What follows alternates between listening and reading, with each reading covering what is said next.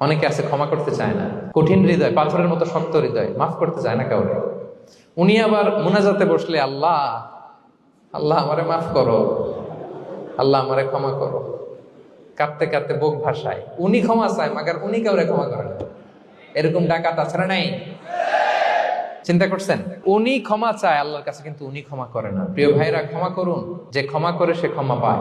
আচ্ছা, একটু চোখটা বন্ধ করে, চোখ বন্ধ করলাম আমি, জানা অজানা পাপের পাহাড়ের দিকে তাকালাম। এবার একটু চিন্তা করেন যে কি পরিমাণে ক্ষমা আল্লাহর পক্ষ থেকে আমার জন্য প্রয়োজন। চিন্তা করেছেন? এবার চোখ খুলুন, পাপের পাহাড়ের দিকে একটু তাকান। আপনার আপনার জানা অজানা যে পাপের পাহাড়, তাকান এবং ভাবুন এগুলোর জন্য কি পরিমাণে ক্ষমা আল্লাহর পক্ষ থেকে আপনার দরকার, প্রয়োজন। সেই প্রয়োজনের তাগিদে হলেও ক্ষমা করুন। খেয়াল রাখবেন, যে ক্ষমা করে সে ক্ষমা পায়, যে অন্যকে ক্ষমা করে না সে ক্ষমা পায় না। তাহলে আল্লাহর কাছে ক্ষমা চাওয়ার আগে আপনি আপনার পাশের লোকদেরকে ক্ষমা করবেন।